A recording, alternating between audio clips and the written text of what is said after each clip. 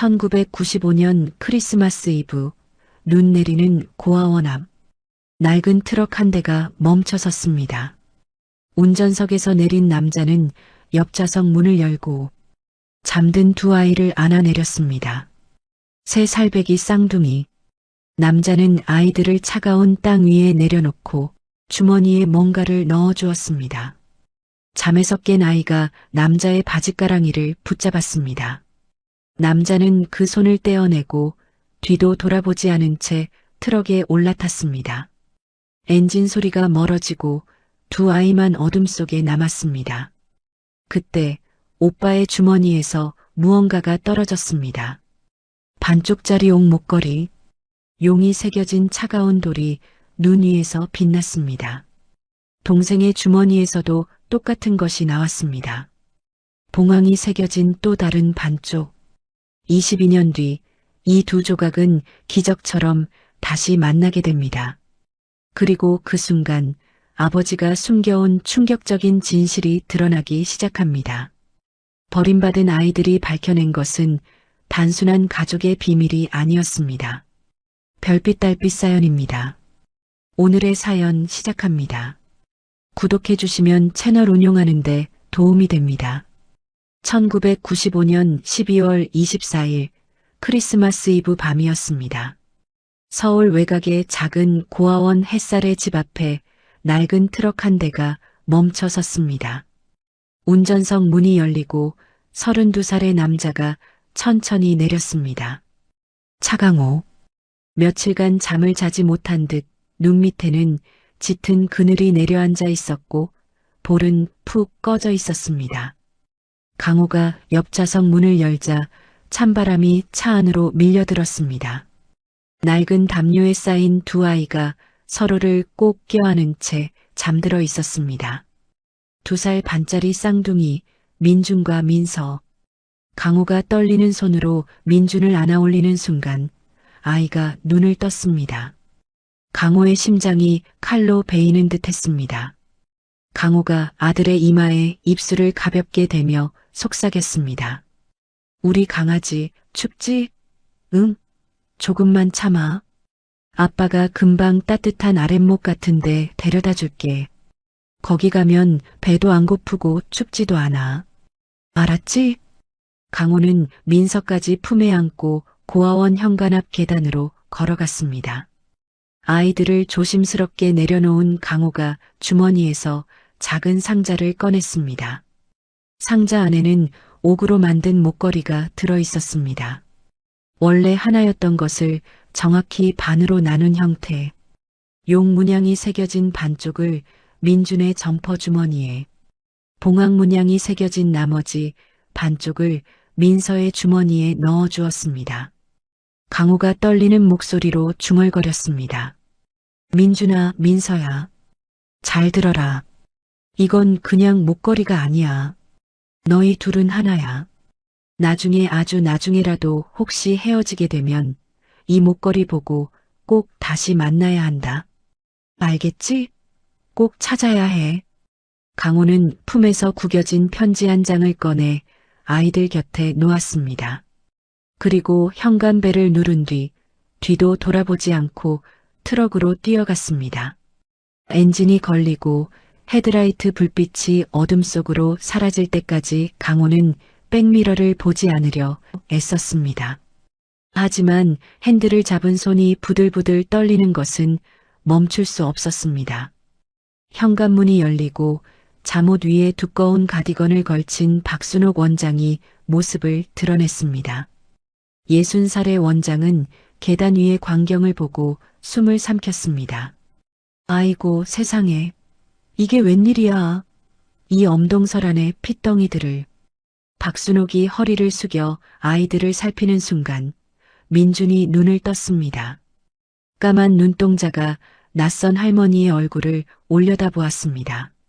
박순옥의 가슴이 내려앉았습니다. 박순옥이 가장 부드러운 목소리로 대답했습니다. 우리 아가 할머니랑 따뜻한 방에 들어가 있자. 여기 있다간 얼어 죽어. 응? 박순옥이 민준을 안아 올리자 아이의 점퍼 주머니에서 무언가가 반짝였습니다. 반달 모양으로 잘린 옥 목걸이. 박순옥은 민서의 주머니도 확인했습니다. 역시나 나머지 반쪽이 들어 있었습니다. 두 조각을 맞춰보니 완벽한 원형이 완성되었습니다. 박순옥이 쓴웃음을 지으며 혼잣말을 했습니다. 참나. 옥 목걸이까지 지 자식 귀한 줄은 알면서 당장 키울 능력은 없다 이거지. 쯧쯧쯧. 박순옥이 아이들 곁에 놓인 편지를 펼쳐 읽었습니다. 이 아이들의 이름은 차민준, 차민서입니다. 1993년 5월 15일생 쌍둥이입니다. 부디 함께 키워주세요. 언젠가 제가 다시 데리러 오겠습니다. 박순옥이 고개를 저으며 한숨을 내쉬었습니다. 아이고, 내가 30년을 이 짓을 해도 크리스마스 이브에 자식 버리고 가는 부모 속은 당체 알 수가 없네, 알 수가 없어. 박순옥은 잠든 민서까지 품에 안고 고아원 안으로 들어갔습니다. 현관문이 닫히는 순간 하늘에서 눈이 내리기 시작했습니다. 한편 어둠 속을 달리는 트럭 안에서 강호는 눈물을 삼키고 있었습니다.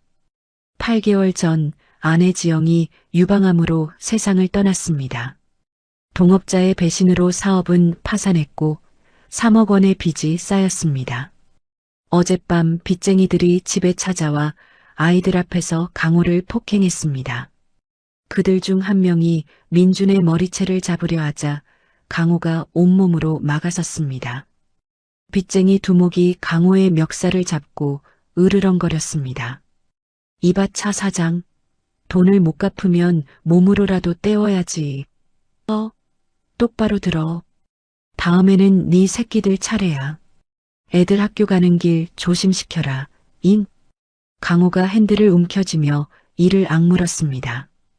으악. 지영아. 여보 미안해. 나 같은 놈은 아비 자격도 없어. 내가 죽일 놈이야. 내가 세상에서 제일 비겁한 놈이야. 1996년 봄이 왔습니다.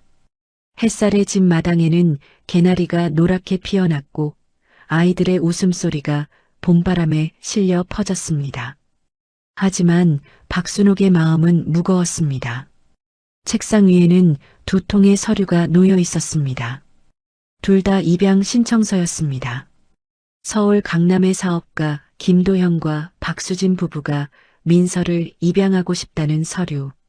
그리고 지방의 중소기업 사장 부부가 민준을 원한다는 서류. 두 가정 모두 좋은 환경을 갖추고 있었습니다. 문제는 두 가정 모두 한 아이만을 원한다는 것이었습니다. 박순옥이 창밖을 바라보며 중얼거렸습니다. 어휴, 산 넘어 산이라더니 쌍둥이를 찢어놔야 하다니 이게 무슨 날벼락이야. 마당에서 민준과 민서가 손을 잡고 미끄럼틀을 오르고 있었습니다. 민준이 먼저 올라가서 손을 내밀면 민서가 그 손을 잡고 올라왔습니다. 2살 반짜리가 저렇게 서로를 챙기는 모습이라니. 박순옥이 고개를 저었습니다. 저렇게 껌딱지처럼 붙어 다니는데 밥 먹을 때도 화장실 갈 때도 같이 가는 놈들을 어떻게 떼어놓나? 고아원의 재정 상황은 점점 나빠졌습니다. 아이들은 계속 들어오는데 나가는 아이는 없었습니다. 쌍둥이를 함께 데려가겠다는 가정은 끝내 나타나지 않았습니다. 입양 서류에 도장을 찍는 순간 박순옥의 손이 미세하게 떨렸습니다. 김도현과 박수진 부부가 먼저 민서를 데리러 왔습니다. 하얀 원피스를 입은 박수진과 양복을 차려입은 김도현이 고아원 현관에 섰습니다. 박순옥이 민서를 불렀습니다. 민서야, 이리 와볼래? 오늘 맛있는 거 사주실 분들이 오셨네? 민서가 종종 걸음으로 달려왔습니다. 민준도 당연하다는 듯이 따라왔습니다. 두 아이는 항상 함께 움직였습니다. 박순옥이 무릎을 굽혀 아이들 눈높이에 맞추며 말했습니다. 민서야, 이 예쁜 아줌마랑 멋진 아저씨가 이제부터 우리 민서의 새 엄마 아빠가 되어주실 거야. 민서가 고개를 갸웃거렸습니다. 아직 그 말의 의미를 완전히 이해하지 못하는 눈치였습니다. 하지만 민주는 달랐습니다. 민준이 여동생의 손을 꽉 잡으며 소리쳤습니다. 안 돼. 내 동생이야. 민서 어디 가요? 싫어요. 민서 안 보내요. 박수진이 조심스럽게 다가와 민서에게 손을 내밀었습니다. 어머, 민서야.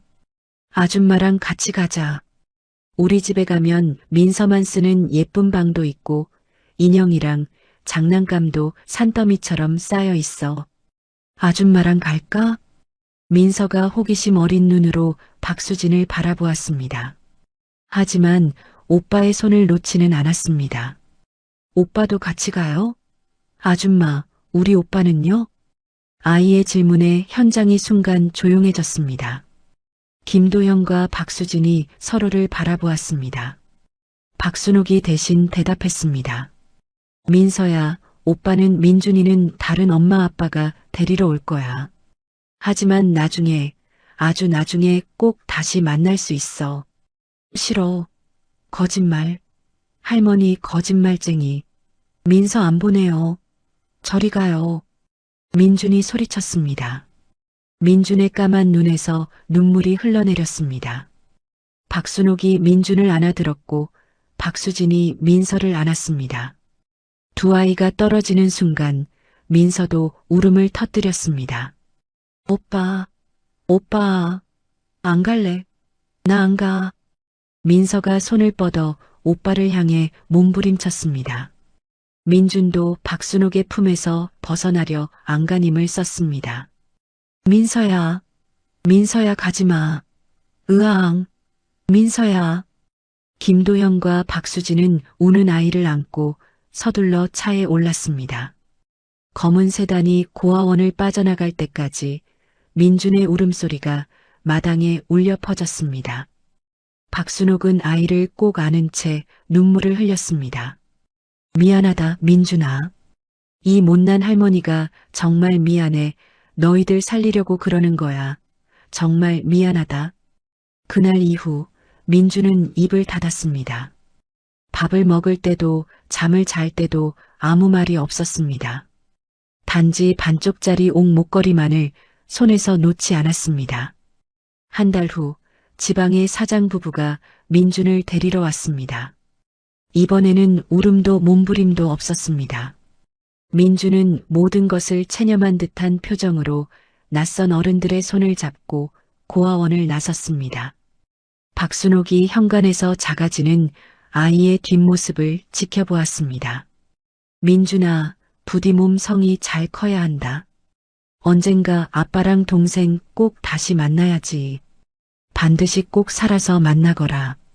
6개월 후 박순옥에게 편지 한 통이 도착했습니다. 보낸 사람은 차강호. 편지에는 아이들의 안부를 묻는 내용이 담겨 있었습니다. 박순옥은 조심스럽게 답장을 썼습니다. 그렇게 두 사람의 편지 왕래가 시작되었습니다. 민서는 김도영과 박수진 부부의 딸로 김민서가 되어 강남에서 자랐습니다. 넓은 아파트, 예쁜 옷, 좋은 음식. 부족한 것 없이 자랐지만 민서는 늘 마음 한구석이 허전했습니다. 밤마다 까만 눈동자를 가진 남자아이가 자신의 손을 잡고 있는 꿈을 꾸었습니다. 깨고 나면 왜인지 눈물이 났습니다. 그 아이가 누구인지, 왜 꿈에 나타나는지 민서는 알 수 없었습니다. 2001년 민서가 8살이 되던 해, 김도영과 박수진이 이혼했습니다. 사업 문제와 성격 차이가 원인이었습니다. 민서는 양어머니 박수진을 따라갔습니다. 박수진이 민서의 머리를 쓰다듬으며 말했습니다. 민서야, 엄마랑 둘이서도 잘 살 수 있어. 걱정하지 마. 민서가 고개를 끄덕이며 대답했습니다. 네, 엄마. 저 안 울어요. 2003년 박수진이 대기업 임원 이재훈과 재혼했습니다. 민서는 새아버지의 성을 따라 이민서로 호적을 정리했습니다. 이재훈은 민서를 친딸처럼 대해주었습니다. 이재훈이 민서의 목에 걸린 반쪽짜리 옥 목걸이를 보며 물었습니다. 이 목걸이 예쁘다. 어디서 났어? 민서가 목걸이를 만지며 대답했습니다. 몰라요. 어릴 때부터 갖고 있었어요. 근데 이거 보면 마음이 편해져요. 박수진이 예쁜 은채인의 목걸이를 연결해주며 말했습니다. 이제 더 예뻐졌네. 잃어버리지 말고 잘 간직해. 민서가 환하게 웃으며 대답했습니다. 네, 엄마. 평생 간직할게요. 2012년 민서가 19살이 되던 해, 박수진이 교통사고로 갑작스럽게 세상을 떠났습니다. 민서는 큰 슬픔에 빠졌습니다. 장례식장에서 민서는 며칠 동안 울음을 멈추지 못했습니다. 새아버지 이재훈이 민서를 계속 친딸처럼 돌봐주었습니다. 이재훈이 민서의 어깨를 감싸며 말했습니다. 민서야, 아빠가 있잖아. 힘들면 언제든 기대. 민서가 눈물을 훔치며 대답했습니다. 감사해요, 아빠. 2014년 이재훈이 이정아와 재혼했습니다. 민서는 새어머니 이정아를 정아 엄마로 부르게 되었습니다. 정아는 민서를 친딸처럼 아끼며 따뜻하게 대해주었습니다. 정아가 민서에게 밥을 차려주며 말했습니다. 우리 민서 많이 먹어. 로스쿨 공부 힘들지? 민서가 미소 지으며 대답했습니다. 괜찮아요, 엄마. 맛있게 먹을게요. 같은 해 민서는 로스쿨을 졸업하고 변호사 시험에 합격했습니다. 대형 로펌에 입사해 아동인권 전문 변호사의 길을 걷기 시작했습니다. 어린 시절부터 보호받지 못하는 아이들을 보면 가슴이 미어지는 듯한 감정을 느꼈기 때문입니다. 그 이유를 민서 자신도 명확히 설명할 수 없었습니다. 다만 그런 아이들 곁에 있으면 왠지 자신의 일부를 찾은 것 같은 기분이 들었습니다. 한편 민준의 삶은 민서와 전혀 달랐습니다. 지방의 사장 부부에게 입양된 민준은 처음에는 평범하게 자랐습니다. 하지만 1997년 IMF 외환위기가 터지면서 양아버지의 사업이 완전히 무너졌습니다. 양아버지와 양어머니가 거실에서 소리를 지르며 싸웠습니다. 당신 때문에 다 망했어. 나한테만 왜 그래? 나라가 이 모양인데. 10살의 민준이 방문 틈으로 그 광경을 지켜보았습니다. 두 손으로 귀를 막았지만 고함 소리는 멈추지 않았습니다. 민준의 눈에서 눈물이 흘러내렸습니다. 결국 양부모는 이혼했고 민준은 다시 고아원으로 돌아왔습니다. 박순옥이 고아원 현관에서 민준을 맞이했습니다. 박순옥의 눈에 눈물이 고였습니다. 민준아. 민준은 아무 말 없이 고아원 안으로 들어갔습니다. 손에는 여전히 반쪽짜리 옥 목걸이가 쥐어져 있었습니다. 두 번째 버림. 세상에 대한 신뢰가 완전히 무너지는 순간이었습니다. 그날 밤 박순옥이 강호에게 편지를 썼습니다. 강호 씨, 민준이가 입양 가정 파탄으로 고아원에 돌아왔습니다. 아이가 말을 하지 않습니다. 어떻게 해야 할지 모르겠습니다. 편지를 받은 강호는 막노동판에서 삽을 놓고 주저앉았습니다. 강호의 눈에서 눈물이 흘러내렸습니다. 민준아, 아빠가 미안해. 아빠가 정말 미안해. 강호는 당장이라도 달려가고 싶었습니다. 하지만 아직 빚이 남아 있었고 아이에게 해줄 수 있는 것이 아무것도 없었습니다. 강호가 주먹을 불끈 쥐며 중얼거렸습니다. 그래도 뭐라도 해야 해. 뭐라도. 그날부터 강호는 한 달에 3만 원씩 고아원에 익명으로 후원금을 보내기 시작했습니다. 막노동으로 번 푼돈이었지만 그것이 강호가 할 수 있는 전부였습니다. 민주는 고아원에서 말수적은 아이로 자랐습니다. 다른 아이들과 어울리지 않았습니다. 유일한 친구는 책이었습니다. 도서관에서 빌려온 책을 밤새 읽었습니다. 중학교 2학년이 되던 해 고아원의 한 검사가 방문했습니다. 아동학대 사건을 수사하며 아이들을 보호한 이야기를 들려주었습니다. 검사가 아이들 앞에서 말했습니다. 여러분, 세상에는 나쁜 어른들도 있지만 여러분을 지켜주는 어른들도 있습니다. 저는 그런 어른이 되고 싶어서 검사가 됐습니다. 14살의 민준이 검사의 눈을 똑바로 바라보았습니다. 가슴속에서 무언가가 뜨겁게 타오르는 것을 느꼈습니다. 그날 밤 민준이 박순옥에게 말했습니다. 원장님, 저도 검사가 되고 싶어요. 박순옥이 놀라서 민준을 바라보았습니다. 검사? 우리 민준이가? 민준이 고개를 끄덕이며 대답했습니다. 네. 저처럼 버림받은 아이들을 지키는 사람이 되고 싶어요. 박순옥의 눈에 눈물이 고였습니다. 박순옥이 민준의 손을 꼭 잡으며 말했습니다. 그래, 민준아. 넌 할 수 있어. 원장님이 응원할게. 민준은 그날부터 미친 듯이 공부했습니다. 남들이 잠잘 때 책을 읽었습니다. 남들이 놀 때 문제를 풀었습니다. 고등학교를 수석으로 졸업하고 장학금으로 법대에 진학했습니다. 대학에서도 민준은 도서관에서 살았습니다. 아르바이트로 생활비를 벌면서 학점을 유지했습니다. 잠은 하루 4시간이면 충분하다고 스스로를 세뇌시켰습니다. 친구 하나 없이 오직 공부만 했습니다. 2014년 민준은 사법시험에 역대 최연소 합격자 중 한 명으로 이름을 올렸습니다. 합격 소식을 들은 박순옥이 전화기 너머로 울먹였습니다. 민준아, 해냈구나. 우리 민준이가 해냈어. 민준도 눈시울이 붉어졌습니다. 원장님 덕분이에요. 감사합니다.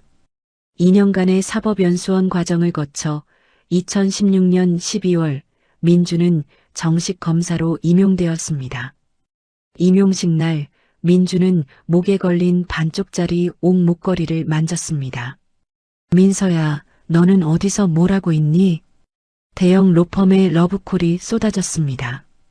돈 많이 주겠다. 좋은 자리 주겠다. 하지만 민준은 모두 거절했습니다.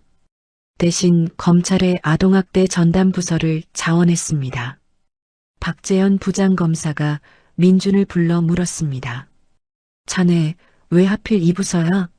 여기 힘들고 승진해도 불리한 거 알지?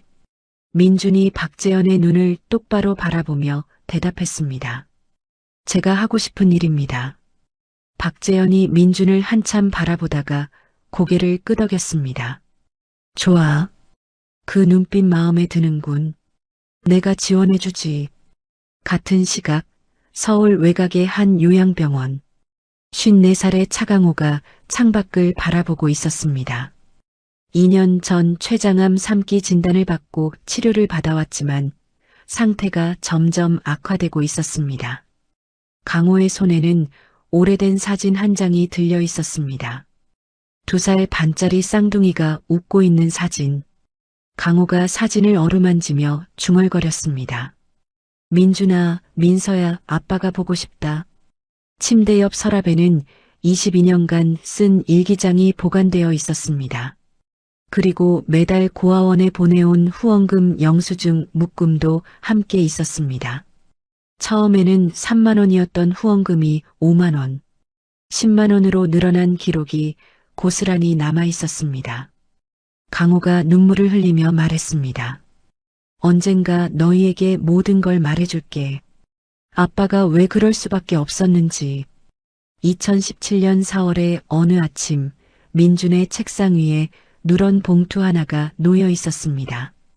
발신인은 적혀 있지 않았습니다. 민준은 봉투를 집어들고 안에 든 종이를 꺼냈습니다.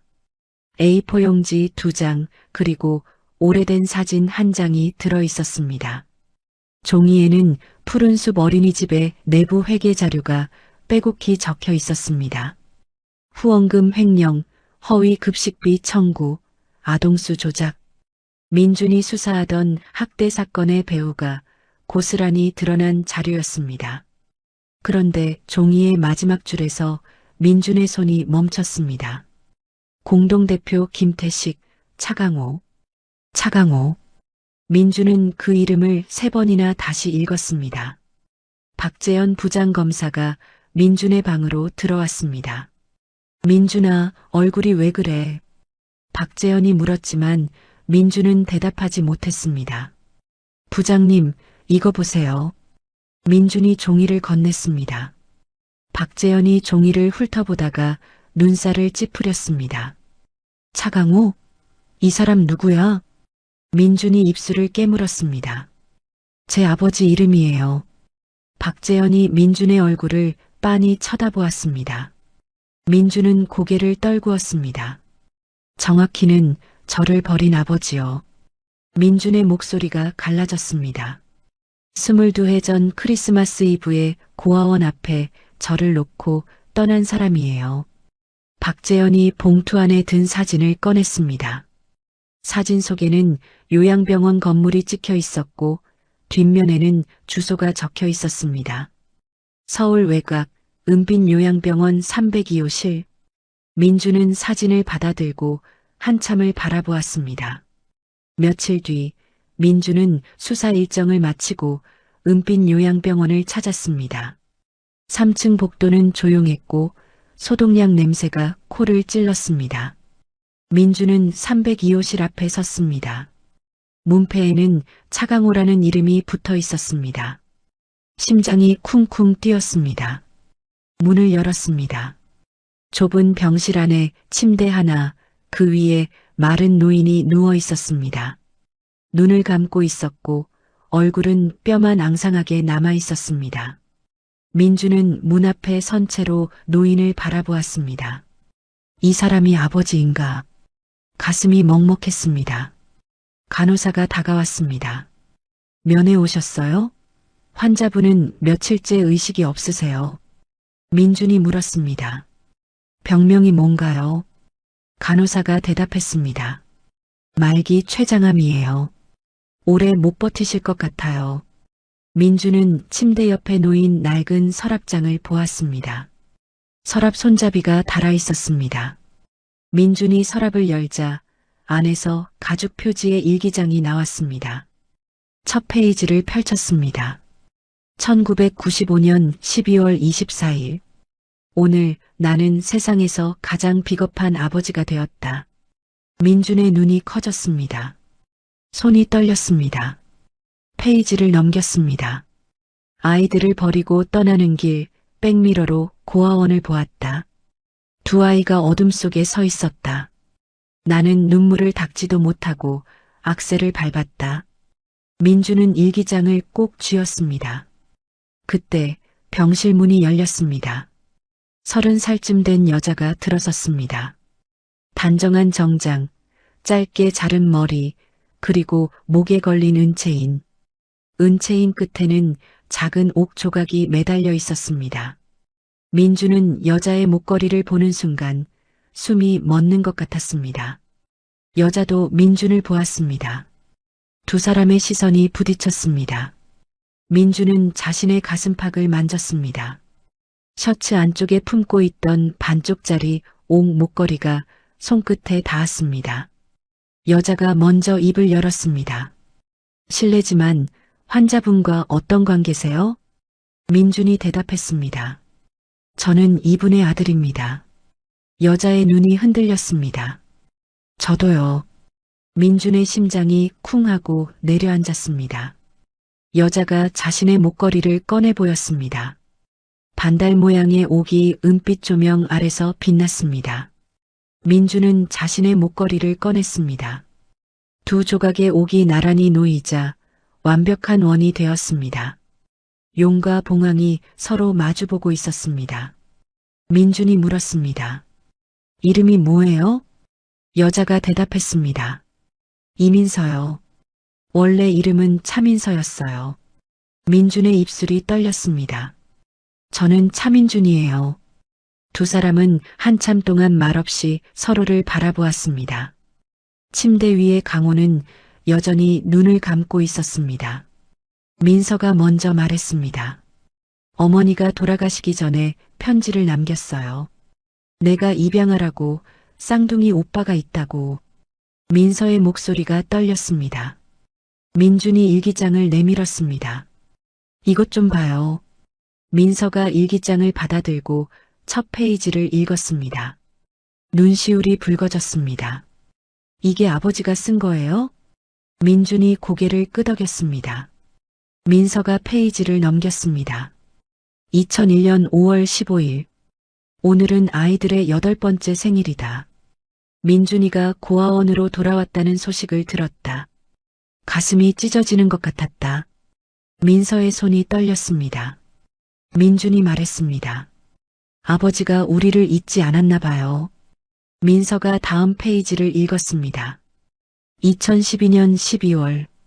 햇살의 집에 첫 후원금을 보냈다. 내 이름은 밝히지 말아달라고 했다. 민준의 눈이 커졌습니다. 그 익명 후원자가 아버지였어요? 민서가 고개를 끄덕였습니다. 일기장의 마지막 부분에는 더 충격적인 내용이 있었습니다. 2012년 9월. 김태식이 찾아왔다. 투자하면 큰 돈을 벌 수 있다고 했다. 어린이집 사업이라고 했다. 서류에 서명했다. 나중에 알았다. 내가 공동대표로 등재되었다는 것을. 민준이 일기장을 덮었습니다. 민서가 물었습니다. 오빠가 수사하는 사건이랑 연결된 거예요? 민준이 대답했습니다. 그런 것 같아요. 아버지는 속은 거예요. 김태식한테.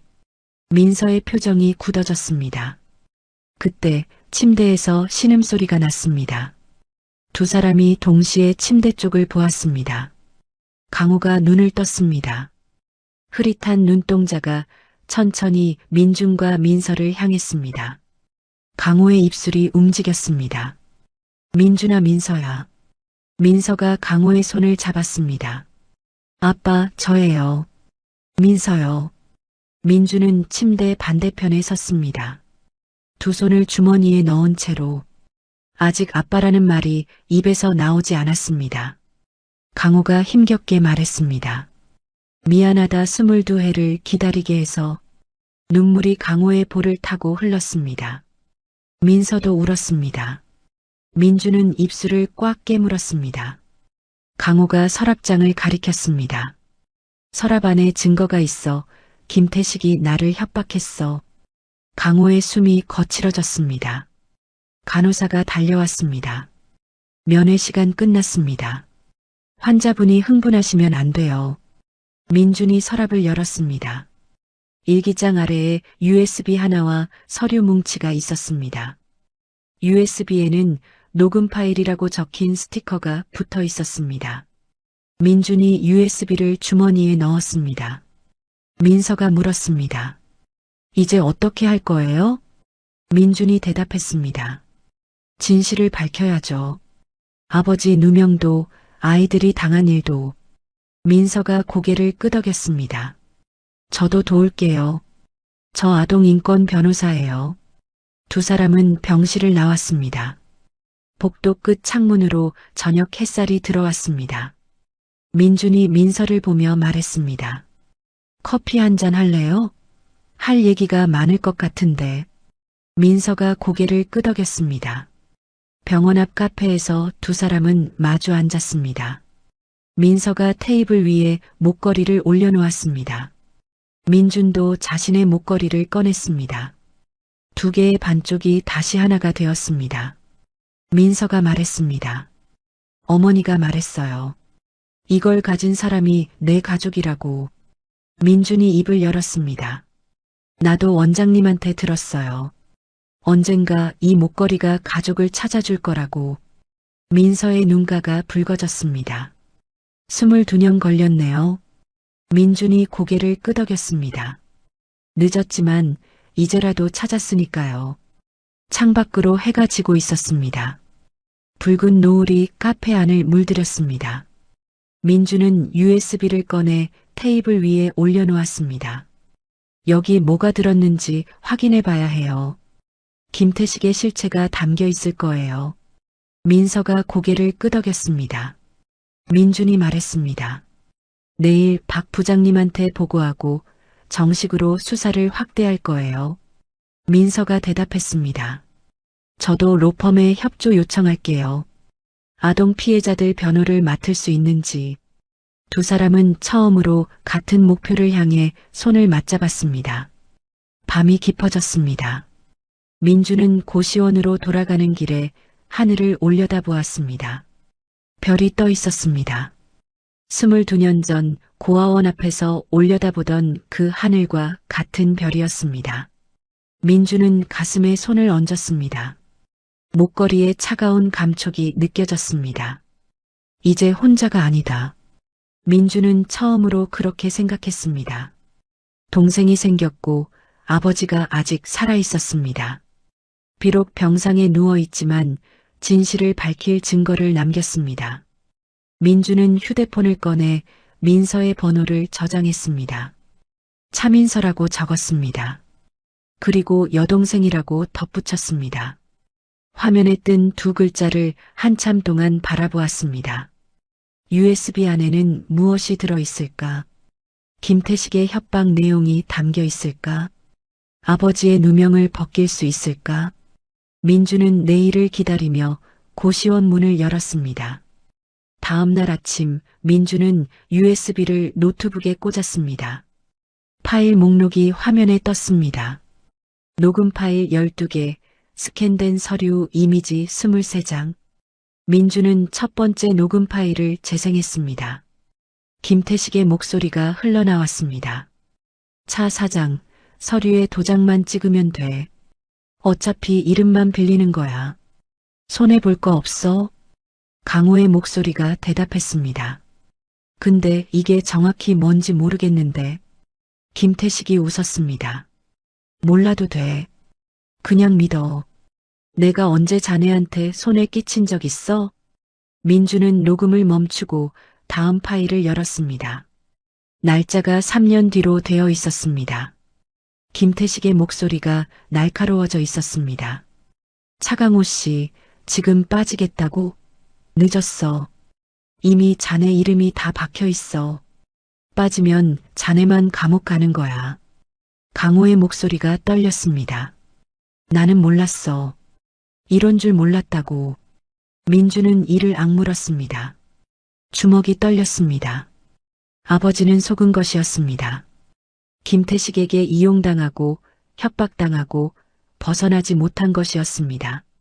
민주는 박재현 부장검사에게 전화를 걸었습니다. 부장님, 증거 확보했습니다. 지금 검찰청으로 가겠습니다. 박재현이 대답했습니다. 알았다. 회의실에서 기다릴게. 1시간 뒤 민주는 회의실 테이블 위에 USB와 서류를 펼쳐놓았습니다. 박재현이 녹음 파일을 들었습니다. 얼굴이 점점 굳어졌습니다. 이거면 김태식 기소할 수 있어. 사기, 횡령, 협박, 아동학대 방조까지. 민준이 고개를 끄덕였습니다. 박재현이 민준을 바라보았습니다. 근데 민준아, 차강호 씨가 내 아버지라며. 괜찮겠어? 민준이 대답했습니다. 괜찮습니다. 진실을 밝히는 게 먼저니까요. 박재현이 민준의 어깨를 두드렸습니다. 그날 오후 민준은 민서에게 연락했습니다. 증거 확인했어요. 아버지는 김태식한테 속은 거예요. 민서가 대답했습니다. 다행이다. 아버지가 나쁜 사람이 아니었구나. 민준이 말했습니다. 오늘 저녁에 병원 갈 건데 같이 갈래요? 저녁 7시 두 사람은 은빛 요양병원 302호실 앞에 섰습니다. 민서가 문을 열었습니다. 강호가 눈을 뜨고 있었습니다. 어제보다 안색이 조금 나아 보였습니다. 민서가 침대 옆에 앉았습니다. 아빠, 저희 왔어요. 강호의 눈가에 눈물이 맺혔습니다. 민주는 침대 발치에 섰습니다. 여전히 아빠라고 부르기가 어려웠습니다. 강호가 힘겹게 손을 들어 민준을 가리켰습니다. 민준아, 가까이 와라. 민준이 천천히 다가갔습니다. 강호가 민준의 손을 잡았습니다. 손이 마르고 차가웠습니다. 강호가 입을 열었습니다. 내가 다 말해줄게. 그날 밤 무슨 일이 있었는지. 민준과 민서가 동시에 강호를 바라보았습니다. 강호의 목소리가 천천히 흘러나왔습니다. 1995년이었다. 너희 엄마 지영이가 병으로 세상을 떠났어. 병원비가 눈덩이처럼 불어났고 빚쟁이들이 매일 찾아왔지. 나는 일용직으로 버텼지만 도저히 감당이 안 됐어. 강호의 눈에서 눈물이 흘렀습니다. 그해 겨울 빚쟁이들이 집에 불을 지르겠다고 협박했어. 너희를 데리고 있으면 다 같이 죽을 것 같았어. 그래서 너희를 고아원에 맡기기로 했어. 민서가 강호의 손을 꽉 잡았습니다. 아빠 괜찮아요. 천천히 말씀하세요. 강호가 고개를 끄덕였습니다. 크리스마스 이브 밤이었어. 너희를 트럭에 태우고 고아원으로 갔지. 민준이 내 손을 꼭 잡고 있었어. 추우니까 동생 손 놓지 말라고 했더니 강호의 목소리가 갈라졌습니다. 고아원 앞에 너희를 내려놓고 나는 도망쳤어. 백미러로 너희를 봤어. 어둠 속에 서 있는 두 아이. 그 모습이 평생 눈에 박혀 있어. 강호가 눈을 감았습니다. 민준이 물었습니다. 그 뒤로 왜 안 찾아오셨어요? 강호가 눈을 떴습니다. 찾아갈 자격이 없었어. 너희를 버린 놈이 무슨 낯으로. 민준의 입술이 떨렸습니다. 강호가 말을 이었습니다. 그래도 너희 소식은 계속 들었어. 원장님한테 편지를 보냈거든. 민준이가 고아원으로 돌아왔다는 소식 들었을 때 가슴이 찢어지는 줄 알았어. 민서가 좋은 집에 입양됐다는 소식 들었을 때는 그나마 다행이라고 생각했고, 강호가 서랍장을 가리켰습니다. 서랍 맨 아래에 편지들이 있어. 너희한테 쓴 편지야. 한 번도 보내지 못한. 민서가 서랍을 열어 편지 뭉치를 꺼냈습니다. 수십 통의 편지가 고무줄로 묶여 있었습니다. 민서가 첫 번째 편지를 펼쳤습니다. 민준아, 민서야. 오늘은 너희 생일이구나. 8살이 됐네. 아빠가 미안하다. 민서의 눈에서 눈물이 흘렀습니다. 민준도 눈시울이 붉어졌습니다. 강호가 말했습니다. 2012년부터 고아원에 후원금을 보냈어. 내 이름은 숨기고 너희한테 직접 해줄 수 없으니까 다른 아이들이라도 도우려고.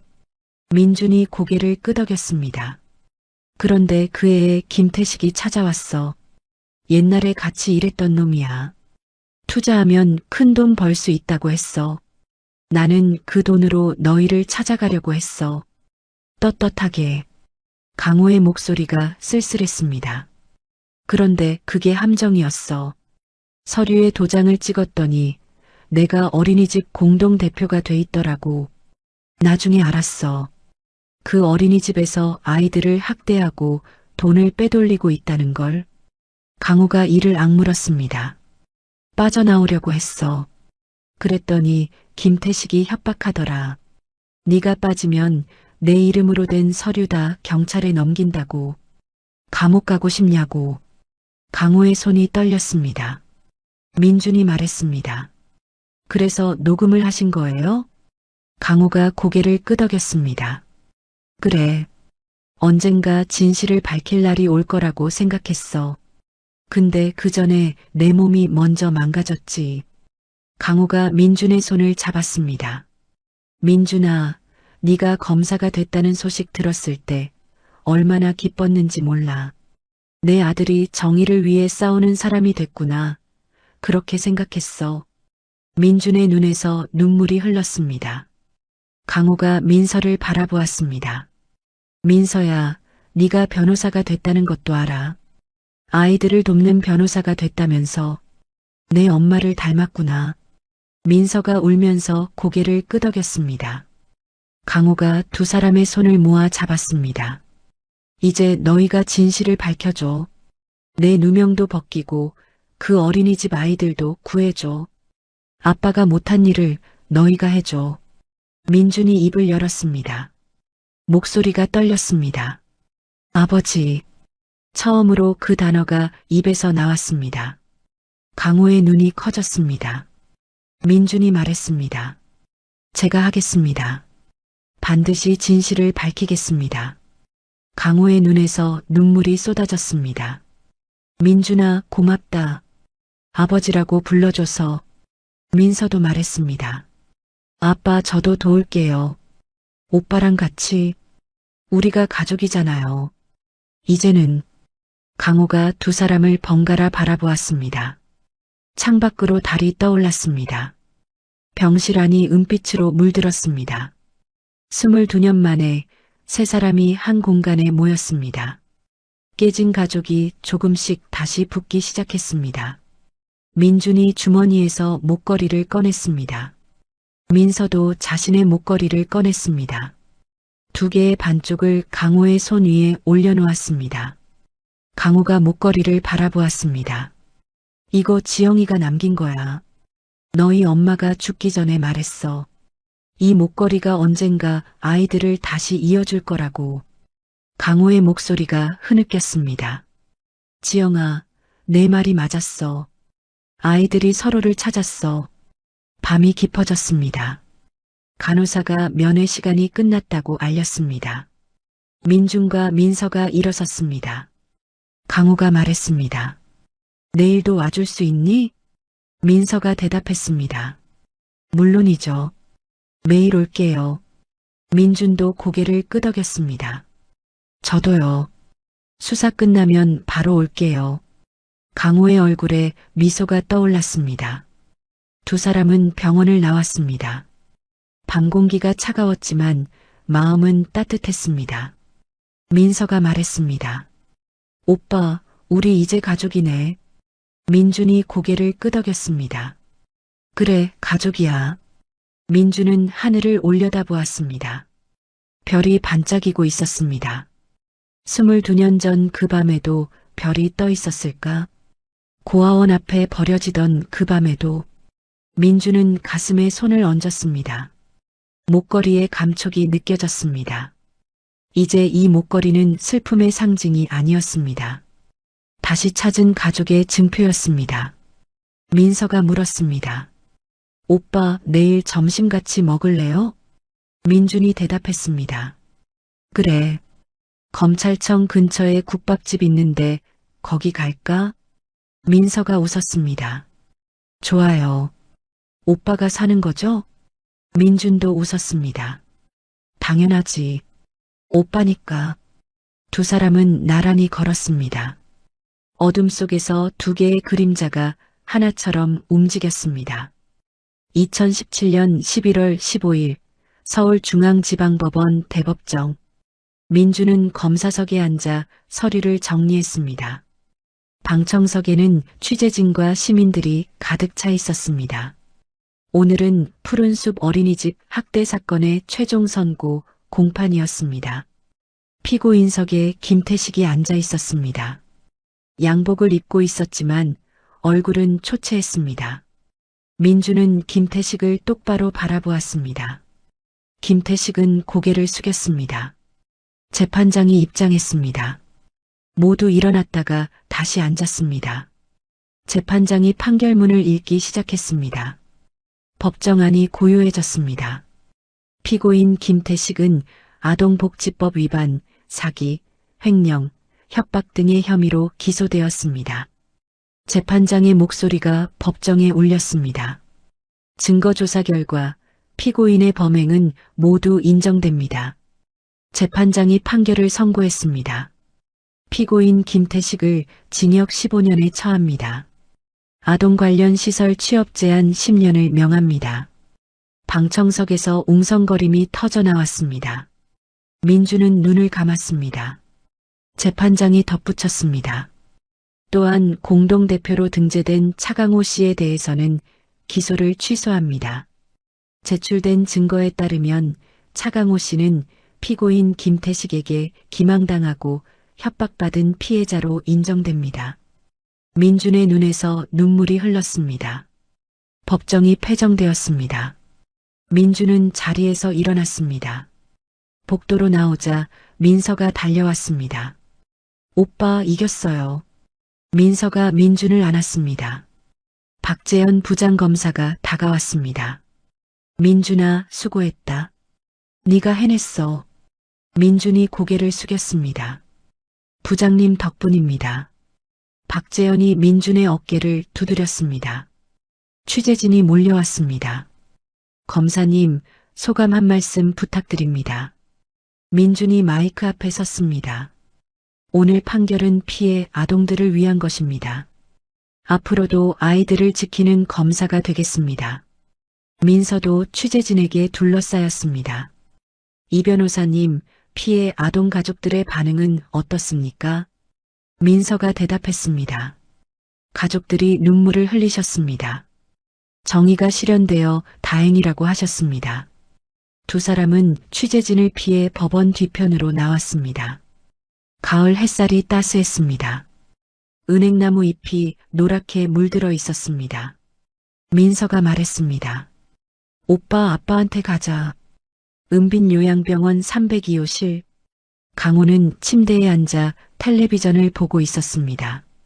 화면에는 법원 앞에서 인터뷰하는 민준의 모습이 나오고 있었습니다. 강호의 눈가가 젖어 있었습니다. 문이 열리고 민준과 민서가 들어왔습니다. 강호가 두 사람을 바라보았습니다. 텔레비전에서 봤다. 너희가 이겼구나. 강호의 목소리가 떨렸습니다. 민준이 침대 옆에 앉았습니다. 아버지, 누명 벗으셨어요. 재판장이 직접 말했어요. 강호가 민준의 손을 잡았습니다. 고맙다, 민준아. 정말 고맙다. 민서가 강호의 다른 손을 잡았습니다. 아빠, 이제 맘 편히 쉬세요. 강호가 고개를 저었습니다. 아니, 이제 마음이 편해졌어. 너희 덕분에. 강호가 서랍에서 작은 상자를 꺼냈습니다. 이거 너희한테 주려고 준비한 거야. 민준과 민서가 상자를 열었습니다. 안에는 오래된 사진 한 장이 들어 있었습니다. 사진 속에는 젊은 남녀와 두 아기가 있었습니다. 남자는 강호였고 여자는 아름다운 미소를 짓고 있었습니다. 두 아기는 서로 손을 잡고 있었습니다. 강호가 말했습니다. 너희 엄마 지영이야. 너희가 태어난 날 찍은 사진이야. 민서가 사진을 들여다보았습니다. 엄마 처음 봐요. 눈물이 뺨을 타고 흘렀습니다. 민준도 사진을 바라보았습니다. 엄마 눈이 민서랑 똑같네요. 강호가 웃었습니다. 그래, 민서는 엄마를 닮았어. 민준이는 나를 닮았고. 세 사람이 함께 웃었습니다. 병실 안이 따뜻한 공기로 가득 찼습니다. 그날 저녁 세 사람은 병원 옥상에 올라갔습니다. 강호는 휠체어에 앉아 있었습니다. 민준이 휠체어를 밀었습니다. 민서가 담요를 강호의 무릎에 덮어주었습니다. 해가 지고 있었습니다. 하늘이 주황색과 보라색으로 물들었습니다. 강호가 말했습니다. 이렇게 셋이 노을 보는 게 소원이었어. 민서가 물었습니다. 아빠, 다른 소원은 없으세요? 강호가 잠시 생각했습니다. 바다에 가고 싶어. 너희 엄마랑 처음 만난 곳이 강릉 바다거든. 민준이 말했습니다. 아버지 상태가 나아지면 꼭 가요. 셋이 같이. 강호가 고개를 끄덕였습니다. 그래, 그러자. 꼭 가자. 일주일 뒤 민준은 아동학대 전담부서에서 표창을 받았습니다. 박재현 부장검사가 직접 상장을 수여했습니다. 부서원들이 박수를 쳤습니다. 민준은 고개를 숙여 인사했습니다. 민서도 로펌에서 인정을 받았습니다. 아동인권 사건 담당 변호사로 정식 발령이 났습니다. 선배 변호사가 민서의 어깨를 두드렸습니다. 이 변호사, 앞으로 잘 부탁해. 그 주말 민준과 민서는 햇살의 집을 찾았습니다. 고아원 앞에 서자 민준의 가슴이 뛰었습니다. 22년 전 이 문 앞에 버려졌던 기억이 떠올랐습니다. 하지만 이제는 두렵지 않았습니다. 박순옥 원장이 두 사람을 맞이했습니다. 어머나, 민준이구나. 얼마만이니? 원장의 눈가에 주름이 깊어졌지만 미소는 여전했습니다. 민준이 고개를 숙였습니다. 원장님, 오랜만이에요. 민서가 원장에게 인사했습니다. 안녕하세요. 저는 민준 오빠의 동생 민서예요. 원장이 민서를 바라보았습니다. 아이고, 민서구나. 네가 이렇게 컸구나. 너희 아버지한테 사진으로만 봤는데. 세 사람이 원장실에 앉았습니다. 원장이 차를 내왔습니다. 민준이 물었습니다. 원장님, 아버지가 후원금 보낸 거 알고 계셨어요? 원장이 고개를 끄덕였습니다. 알고 있었지. 익명으로 보내달라고 했지만 필체를 보고 알았어. 내 아버지는 평생 너희를 잊지 못했단다. 민준의 눈시울이 붉어졌습니다. 원장이 서랍에서 봉투를 꺼냈습니다. 이거 너의 아버지가 보낸 편지들이야. 후원금이랑 같이 왔던 것들. 민준이 봉투를 받아들었습니다. 수십 통의 편지가 들어 있었습니다. 민서가 편지 하나를 꺼내 읽었습니다. 원장님, 아이들 잘 부탁드립니다. 제가 직접 찾아갈 수 없어서 죄송합니다. 민서의 목소리가 떨렸습니다. 아빠가 이렇게까지 하셨구나. 원장이 말했습니다. 내 아버지는 나쁜 사람이 아니야. 그냥 힘든 사람이었어. 세상이 너무 가혹했던 거지. 민준이 고개를 끄덕였습니다. 고아원 아이들이 원장실로 들어왔습니다. 원장님, 손님이에요? 아이들이 민준과 민서를 신기하게 바라보았습니다. 원장이 웃으며 말했습니다. 그래, 이 오빠 언니가 옛날에 여기 살았어. 민준이 아이들 앞에 쪼그려 앉았습니다. 안녕, 나는 민준이야. 너희 이름은 뭐야? 아이들이 하나씩 이름을 말했습니다. 저는 수연이요. 저는 지훈이요. 민서가 가방에서 과자 봉지를 꺼냈습니다. 우리가 선물 가져왔어. 나눠 먹어. 아이들이 환호성을 질렀습니다. 고맙습니다, 언니. 민준이 원장에게 말했습니다. 원장님, 앞으로 저희가 자주 올게요. 아버지 대신. 원장의 눈가가 촉촉해졌습니다. 그래, 고맙다. 정말 고맙다.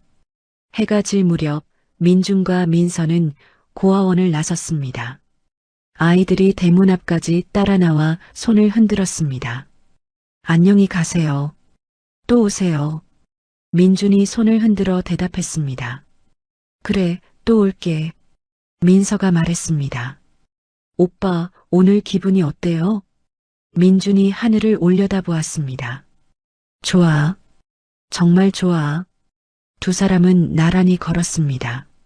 저녁 노을이 두 사람의 등 뒤로 지고 있었습니다. 민준이 말했습니다. 다음 주에 아버지 모시고 여기 오자. 원장님도 만나시게. 민서가 고개를 끄덕였습니다. 좋아요. 아빠도 좋아하실 거예요. 두 사람의 발걸음이 가벼웠습니다. 그날 밤 민준은 고시원 방에 앉아 편지를 썼습니다. 아버지께 오늘 고아원에 다녀왔습니다. 원장님이 아버지 안부를 물으셨습니다. 민준은 펜을 멈추고 창밖을 바라보았습니다. 별이 떠 있었습니다. 22년 전 그 밤에도 별이 떠 있었을까? 하지만 이제 그 밤은 더 이상 아프지 않았습니다. 민준은 다시 펜을 들었습니다. 아버지, 저는 이제 행복합니다. 동생도 찾았고 아버지도 찾았으니까요. 민준은 편지를 접어 봉투에 넣었습니다. 내일 병원에 가서 아버지께 직접 드려야지. 민준은 그렇게 생각하며 눈을 감았습니다. 창밖의 별빛이 방 안을 은은하게 비추었습니다. 그때 민준의 휴대폰이 울렸습니다. 화면에 법무부라는 글자가 떠 있었습니다. 민준은 전화를 받았습니다. 검사 차민준입니다. 전화기 너머로 낯선 목소리가 들렸습니다. 차민준 검사님, 법무부 인사과입니다. 내일 오전에 출석해 주시기 바랍니다. 민준의 표정이 굳어졌습니다. 무슨 일입니까? 목소리가 대답했습니다. 지방 발령권으로 논의할 사항이 있습니다. 내일 자세한 내용 안내드리겠습니다. 전화가 끊어졌습니다.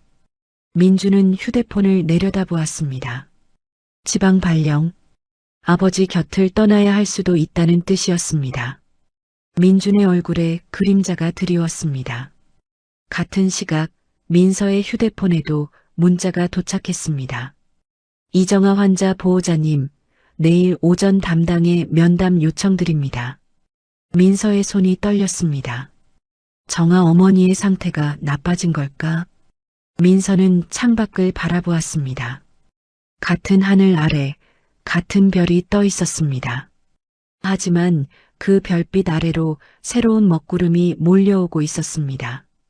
다음 날 아침 민주는 법무부 청사 앞에 섰습니다. 회색 건물이 하늘을 찌를 듯 솟아 있었습니다. 민주는 심호흡을 하고 안으로 들어갔습니다. 엘리베이터를 타고 인사가가 있는 7층으로 올라갔습니다. 인사가 담당자가 민준을 회의실로 안내했습니다. 차민준 검사님, 이쪽으로 앉으세요. 민준이 의자에 앉았습니다. 담당자가 서류를 꺼내 테이블 위에 올려놓았습니다. 담당자가 입을 열었습니다. 차 검사님, 강원도 춘천지검으로 발령이 결정되었습니다. 민준의 눈이 커졌습니다. 춘천이요? 언제부터입니까? 담당자가 서류를 넘겼습니다. 다음 달 1일부터입니다. 2년 임기로 예정되어 있습니다. 민준의 손이 떨렸습니다. 아버지가 요양병원에 계십니다. 서울을 떠나기 어렵습니다. 담당자가 고개를 저었습니다. 죄송합니다. 이미 결정된 사항입니다. 상부의 지시예요. 민준이 입술을 깨물었습니다. 이해 신청은 가능합니까? 담당자가 대답했습니다. 절차상 가능하지만 받아들여지기 어렵습니다. 솔직히 말씀드리면요. 민준은 서류를 바라보았습니다. 검은 글씨가 눈앞에서 흐려졌습니다. 같은 시각 민서는 병원 상담실에 앉아 있었습니다. 담당이가 엑스레이 사진을 라이트박스에 걸었습니다. 민서의 심장이 쿵쿵 뛰었습니다. 정아 어머니의 상태가 궁금했지만 물어보기가 두려웠습니다. 담당이가 입을 열었습니다. 이정아 환자분의 암이 전이되었습니다. 민서의 얼굴이 하얗게 질렸습니다. 어디로요? 담당이가 사진을 가리켰습니다. 뇌로 전이되었습니다. 3기에서 4기로 진행된 상태입니다. 민서의 눈앞이 캄캄해졌습니다. 시간이 얼마나 남았나요? 담당이가 잠시 침묵했습니다. 정확히 말씀드리기 어렵지만 6개월에서 1년 정도로 예상됩니다. 민서의 눈에서 눈물이 흘렀습니다. 담당이가 휴지를 건넸습니다. 민서가 물었습니다. 치료 방법은 없나요? 수술이라도. 담당이가 고개를 저었습니다. 전이된 위치가 수술하기 어려운 곳입니다. 항암 치료로 진행을 늦추는 게 최선입니다. 민서는 상담실을 나와 복도에 섰습니다. 다리에 힘이 풀렸습니다. 벽에 기대어 한참을 울었습니다. 지나가는 간호사가 걱정스럽게 바라보았습니다. 민서의 휴대폰이 울렸습니다. 화면에 오빠라는 글자가 떠 있었습니다. 민서가 전화를 받았습니다. 오빠. 목소리가 갈라졌습니다. 민준이 물었습니다. 민서야, 무슨 일이야? 울고 있어? 민서가 대답했습니다. 정아 엄마가 암이 전이됐대. 뇌로. 민준이 잠시 말을 잇지 못했습니다. 민서가 물었습니다. 오빠는 왜 전화했어? 민준이 한숨을 쉬었습니다. 나도 안 좋은 소식이야. 지방 발령 났어. 춘천으로. 민서의 손에서 휴대폰이 떨어질 뻔했습니다. 민서가 말했습니다. 오빠, 지금 어디야? 만나자. 민준이 대답했습니다. 법무부 앞이야. 거기로 갈까? 민서가 고개를 끄덕이듯 대답했습니다. 아니, 내가 갈게. 거기서 기다려. 30분 뒤 두 사람은 법무부 앞 벤치에 나란히 앉았습니다. 가을바람이 차갑게 불었습니다. 낙엽이 발밑에 굴러다녔습니다. 두 사람 모두 말이 없었습니다. 민준이 먼저 입을 열었습니다.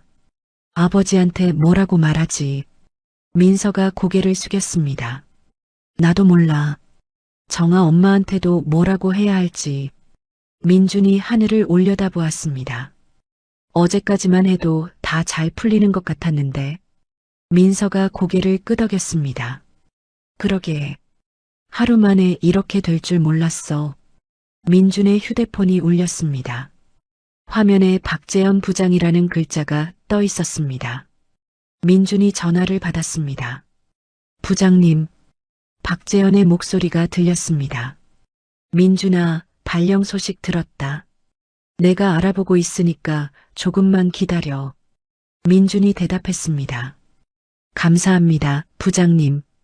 전화가 끊어졌습니다. 민서가 물었습니다. 박 부장님이 뭐래? 민준이 대답했습니다. 알아보신대. 근데 쉽지 않을 거야. 이미 결정된 거라고 했으니까. 두 사람은 벤치에서 일어났습니다. 민서가 말했습니다. 일단 아빠한테 가자. 같이 말씀드려야지. 민준이 고개를 끄덕였습니다. 그래, 가자. 은빈요양병원 302호실. 강호는 침대에 앉아 창밖을 바라보고 있었습니다. 문이 열리고 민준과 민서가 들어왔습니다. 강호가 두 사람을 보며 웃었습니다. 어서 와라.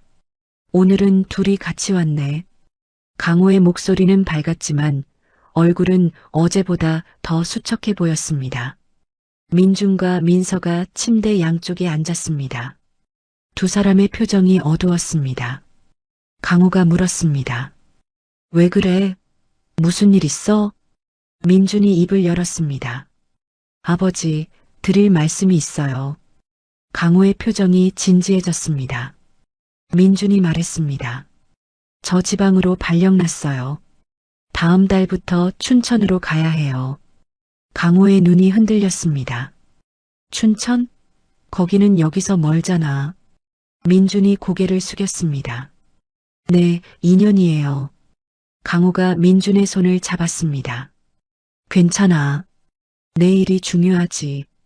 나는 여기서 잘 있을 테니까. 민준의 눈가가 붉어졌습니다. 아버지, 죄송해요. 곁에 있어드리고 싶은데. 민서도 입을 열었습니다.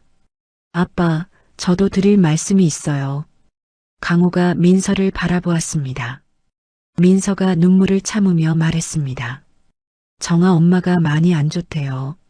암이 전이됐대요. 강호의 표정이 어두워졌습니다.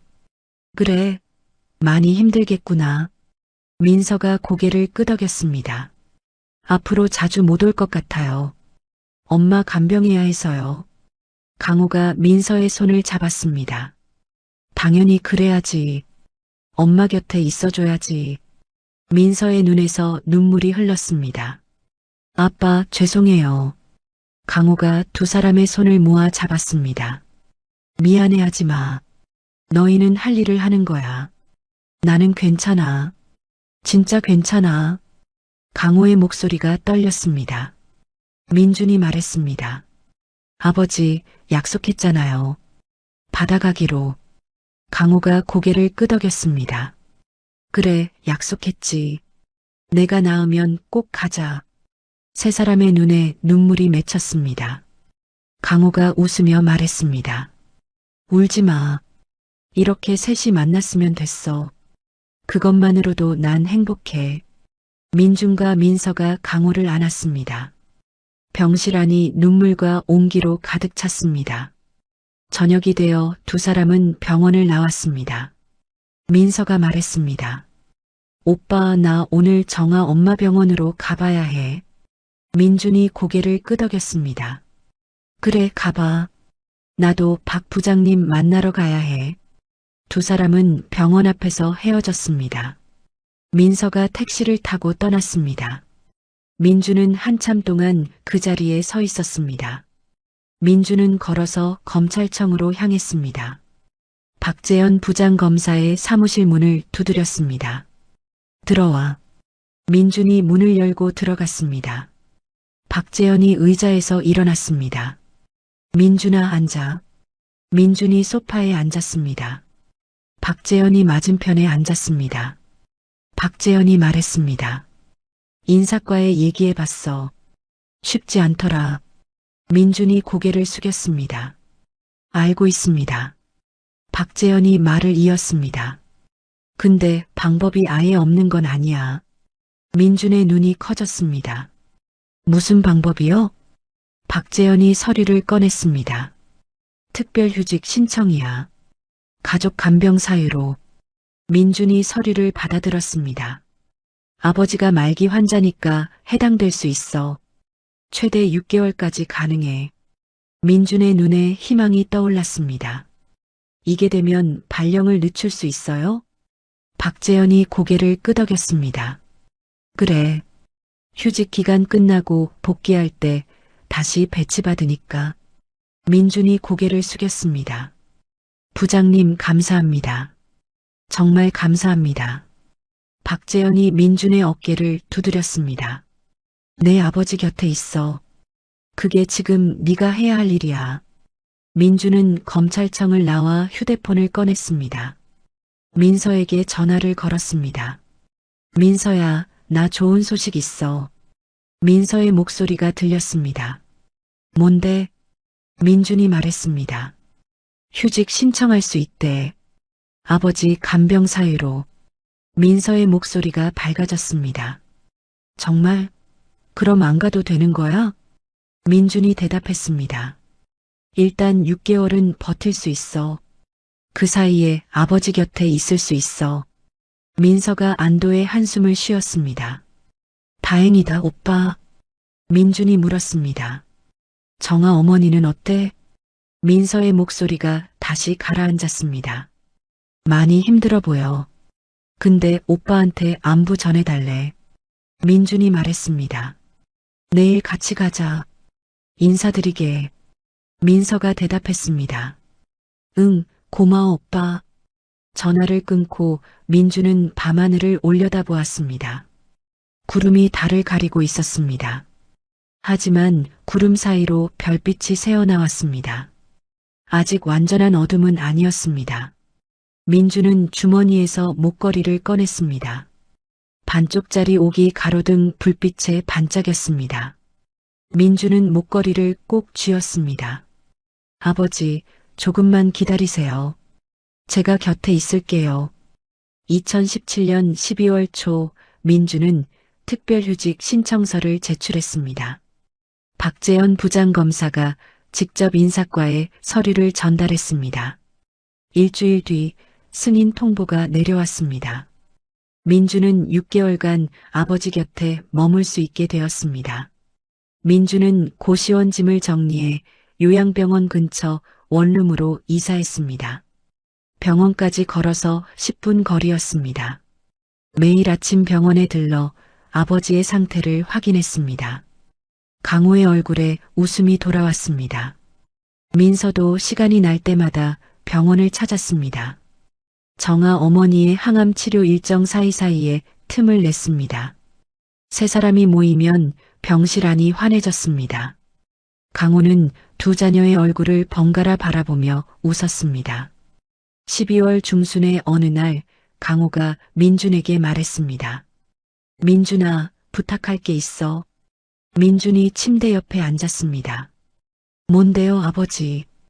강호가 서랍에서 봉투 3개를 꺼냈습니다. 이거 내가 남기는 편지야. 하나는 너한테, 하나는 민서한테, 하나는 박순옥 원장님한테. 민준이 봉투를 받아들었습니다. 손이 떨렸습니다. 강호가 말했습니다. 내가 떠나고 나면 열어봐. 그전에는 열지 마. 민준의 눈가가 붉어졌습니다. 아버지, 무슨 말씀이세요? 아직 시간 많잖아요. 강호가 민준의 손을 잡았습니다.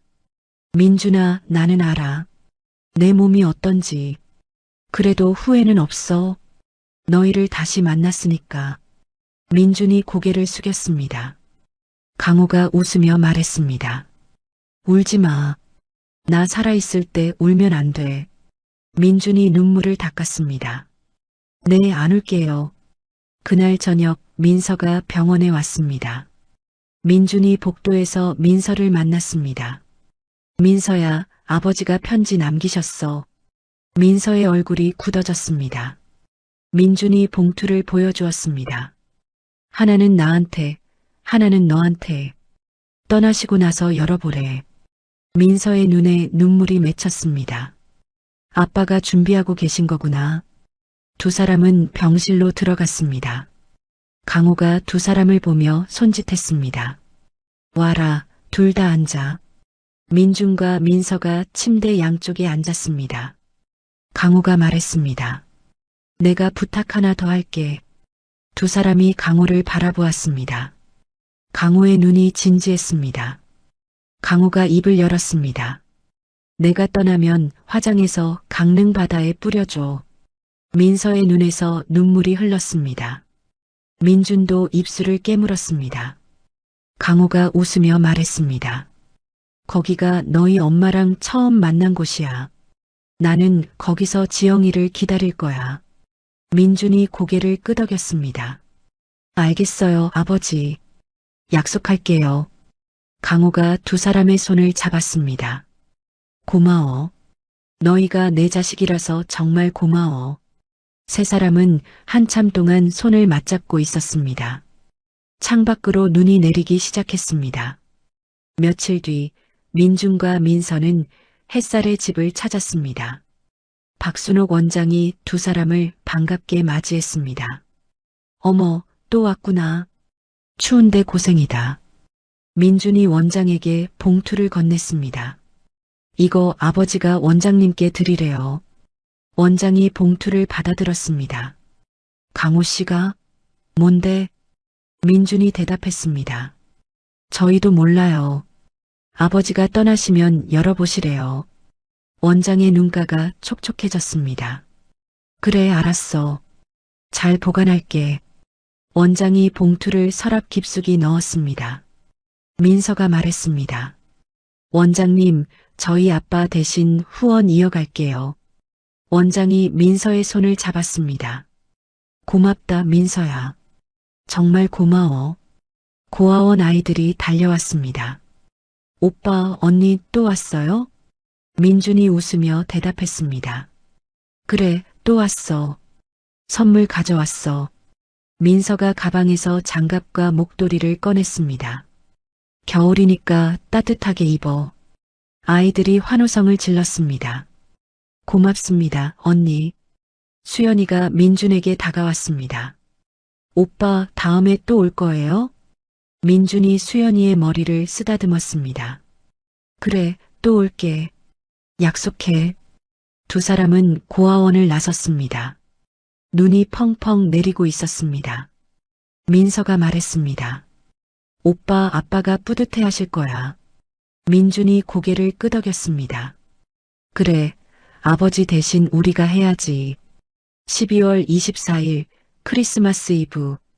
민준과 민서는 병원에서 강호와 함께 저녁을 보냈습니다.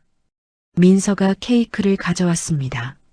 작은 촛불 3개가 케이크 위에서 흔들렸습니다. 강호가 촛불을 바라보았습니다. 22년 전 오늘이었어. 내가 너희를 버린 날. 민준과 민서가 강호를 바라보았습니다. 강호의 눈에 눈물이 맺혔습니다. 강호가 말했습니다. 그날 밤 눈이 이렇게 왔어. 너희를 내려놓고 떠나는데 백미러로 보이더라. 두 아이가 눈 맞으며 서 있는 거. 강호의 목소리가 갈라졌습니다. 민준이 강호의 손을 잡았습니다. 아버지, 그날 얘기는 이제 안 해도 돼요. 강호가 고개를 저었습니다. 아니, 해야 해. 이게 마지막 일지 모르니까. 강호가 깊게 숨을 쉬었습니다. 나는 평생 그 장면을 잊지 못했어. 눈을 감아도 보였어. 근데 이제는 달라. 너희가 내 손을 잡고 있으니까. 강호의 눈에서 눈물이 흘렀습니다. 민서가 강호의 다른 손을 잡았습니다. 아빠, 저희도 용서했어요. 진짜예요.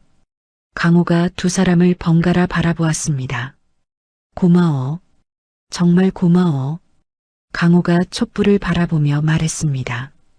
나 소원 빌어도 돼? 민준이 고개를 끄덕였습니다. 그럼요, 비세요. 강호가 눈을 감았습니다. 잠시 후 촛불을 향해 숨을 불었습니다. 세 개의 촛불이 한꺼번에 꺼졌습니다. 어둠 속에서 강호가 웃었습니다. 민서가 물었습니다. 아빠, 뭘 빌었어요? 강호가 대답했습니다. 말하면 안 이루어진대. 비밀이야. 세 사람이 함께 웃었습니다. 그날 밤 민준과 민서는 병원에서 밤을 새웠습니다. 강호는 잠이 들었습니다. 두 사람은 강호의 잠든 얼굴을 바라보았습니다. 평화로운 표정이었습니다. 민서가 속삭였습니다. 오빠, 아빠 표정이 편안해 보여. 민준이 고개를 끄덕였습니다. 그래, 오랜만에 저렇게 푹 주무시네. 새벽이 되었습니다. 창밖으로 눈이 그쳤습니다. 하늘이 맑아지고 있었습니다. 별이 하나둘 떠올랐습니다. 12월 26일 새벽 2시, 강호가 눈을 떴습니다. 민준과 민서가 소파에서 잠들어 있었습니다. 강호는 두 사람을 한참 동안 바라보았습니다. 강호가 작게 중얼거렸습니다. 지영아, 나 이제 갈게. 아이들 다 컸어. 걱정 마. 강호의 눈에서 눈물이 흘렀습니다. 그리고 천천히 눈을 감았습니다. 아침 7시 간호사가 병실에 들어왔습니다. 강호의 상태를 확인하던 간호사가 멈칫했습니다. 보호자분, 일어나세요. 간호사의 목소리에 민준이 눈을 떴습니다. 민준이 침대로 다가갔습니다. 강호의 얼굴은 평화로웠습니다. 하지만 숨을 쉬지 않았습니다. 민준의 입에서 소리가 새어나왔습니다. 아버지. 민서도 잠에서 깼습니다. 오빠, 왜 그래? 민준이 민서를 바라보았습니다. 눈물이 흘렀습니다. 민서가 침대로 달려갔습니다. 민서가 강호의 손을 잡았습니다. 차가웠습니다. 민서의 입에서 울음이 터져나왔습니다. 아빠. 의사가 들어와 사망을 확인했습니다. 사망 시각 12월 26일 새벽 2시경으로 추정됩니다. 민주는 아무 말도 하지 못했습니다. 그저 강호의 얼굴을 바라볼 뿐이었습니다. 민준이 강호의 손을 잡았습니다. 아버지, 약속 지킬게요. 강릉 바다에 모셔드릴게요. 민서도 울면서 고개를 끄덕였습니다. 두 사람은 한참 동안 강호의 곁을 떠나지 못했습니다. 장례는 조용히 치러졌습니다. 박순옥 원장이 조문을 왔습니다. 박재현 부장검사도 왔습니다. 이재훈과 이정아도 휠체어를 밀고 왔습니다. 이정아가 민서의 손을 잡았습니다. 민서야, 힘내. 아버지가 하늘에서 보고 계실 거야. 민서가 울면서 고개를 끄덕였습니다. 엄마, 와줘서 고마워요. 장례를 마치고 민주는 강호가 남긴 봉투를 열었습니다. 편지지 한 장과 통장 하나가 들어 있었습니다. 통장에는 20년간 모은 돈이 적혀 있었습니다. 민준의 눈에서 눈물이 흘렀습니다. 편지를 펼쳤습니다. 민준아, 이 돈은 내가 평생 모은 거야. 너와 민서가 나눠 가져라. 아빠가 해주지 못한 것들, 이걸로 조금이라도 채워라. 사랑한다, 아들아. 민주는 편지를 가슴에 안았습니다. 민서도 자신의 봉투를 열었습니다. 같은 통장 사본과 편지가 들어 있었습니다. 민서야, 네가 태어났을 때 얼마나 예뻤는지 몰라. 엄마를 닮아서 앞으로도 밝게 웃어라. 사랑한다, 딸아. 민서가 울었습니다. 2018년 1월 첫째 주 민준과 민서는 강릉으로 향했습니다. 차 안에는 강호의 유골함이 있었습니다. 겨울 바다가 눈앞에 펼쳐졌습니다. 파도 소리가 귀를 채웠습니다. 두 사람은 해변에 섰습니다. 민준이 유골함을 열었습니다. 바람이 불었습니다. 민서가 민준의 손을 잡았습니다.